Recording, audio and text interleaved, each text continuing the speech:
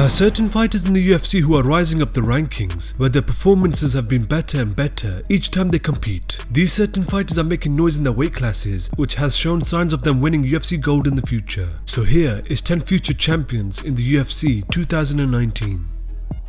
Number 10. Johny Walker. Johny Walker has been a breath of fresh air since joining the UFC's light heavyweight division in late 2018. With only 3 fights, he has put the light heavyweight division on alert, where his performances have shown that he's a true threat in the weight class. Although we haven't seen his well-rounded skills in his fights, all we know is that he packs a lot of power into his punches, which has led him to finish all 3 UFC fights in the first round. In his fights, we've seen him explode out of nowhere, which has overwhelmed his opponents. His awkwardness and his post-fight celebration has helped him put himself out there, where he's slowly starting to build popularity. His exciting fighting style has helped him gain a lot of attention early on in his career, where he hasn't even shown the full extent of what he can do. At the age of 27, Johny Walker has shown a glimpse of his talent, and it's only getting started. The future seems very bright for Johny Walker, where I believe he will be holding UFC gold in the next couple of years.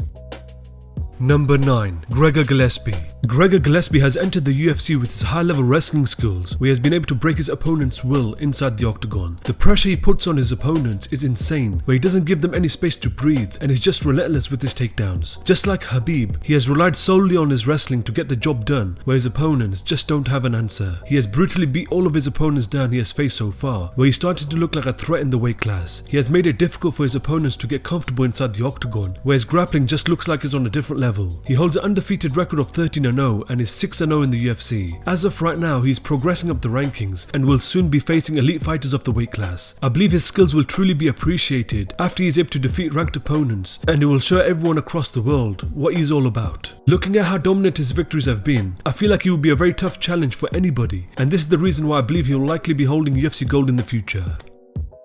Number 8. Marlon Moraes. Marlon Moraes burst into the UFC as the long-reigning World Series of Fighting bantamweight champion and had a highlight reel of brutal finishes. In the UFC, he would show just how violent he could be, where he put a string of finishes together, making a statement with each performance. He would earn a title shot after submitting Rafael Assunção and would face Henry Cejudo for the vacant UFC bantamweight title at UFC 238. In the fight, he would start hard and fast and threw everything he had into his strikes. This strategy would prove disastrous and would slowly gas himself out over the rounds, and in the 3rd round he would get finished by strikes. I believe this loss will be a learning process for him and will help him come back stronger than ever. He has already proved that he can demolish top 5 fighters in the UFC, where all he needs to do is make a slight adjustment for him to potentially become the champion. He has a skill set to demolish any fighter in his path and just needs to make a few more statements to get back into title contention. His talent is world class, and I believe he will be holding UFC gold sooner than later. Number 7. Alexander Volkanovski. Alexander Volkanovski has displayed his dominant performances since joining the UFC and has made himself known to be a legitimate threat in the weight class. He brings with him high forward pressure and has his opponents on the back foot, not allowing them to get comfortable. He has fit very well in the featherweight division and has demonstrated how well-rounded he is in all areas of the fight game. He is always comfortable in the fight, whether it's on the feet or on the ground, where he's just calm and calculated in everything he does. He is 7-0 in the UFC and is currently on a 17-fight winning streak overall in his mixed martial arts career, where the wealth of experience has helped him reach the top of the featherweight division. His last 2 wins have come over big names in Chad Mendes at UFC 232 and Jose Aldo at UFC 237. With these 2 wins, it will give him confidence to achieve new heights to his already well-rounded game, which may lead him to hold UFC featherweight title in the future. He is a legit threat in the weight class and definitely has the skills to hold UFC gold. Number 6. Tatiana Suarez. Tatiana Suarez is the Ultimate Fighter Season 23 winner who has shown dominance in her fights, where she is starting to look like a big threat in the strawweight division. She has a very big build for the 115-pound division and has shown a great strength advantage over her opponents. Her fighting style is wrestling heavy and also has a very dangerous ground game. She has just been able to overpower her opponents with her size and strength and currently has 5 dominant victories under her belt. She has kept her undefeated record intact and has made a statement each time she stepped inside the octagon. I believe right now she has the most dominant fighting style in the UFC strawweight division, where she has been a difficult puzzle to figure out. All of her opponents have been dominated one way or the other, where she is closing in on a title shot at a rapid pace. She has made her presence known in the division and certainly has the strawweight division's attention. I just think that what she has shown so far, that she is one of the most dominant fighters in the strawweight division today, where I can definitely see her holding UFC gold sooner than later. Number 5. Jack Hermanson. Jack Hermanson has quickly made himself known as a true contender in the middleweight division with his overall dangerous skill set and his superb finishes. His forward pressure combined with his dangerous grappling game has allowed him to quickly sneak in submissions, forcing his opponents to tap. This was seen at UFC on ESPN2, where he strangled David Branch with the guillotine choke in just 49 seconds of the first round. Jack Hermanson only needs a few seconds to sink in a submission and has submitted many fighters in his MMA career. His high-level grappling ability was on full display, where he almost submitted Jacare Souza at UFC Fight Night 150. He has also showed that his stand-up is very polished and that he is a well-rounded mixed martial artist. He has surged up the rankings quite drastically and is starting to gain momentum as a potential threat in the weight class. With each win, you can see there's a new level that he is reaching, which is turning him to a dangerous threat for the champion. Jack Hermanson has established himself as a true contender in the middleweight division, where he has shown that the skills he possesses could earn him UFC gold in the near future.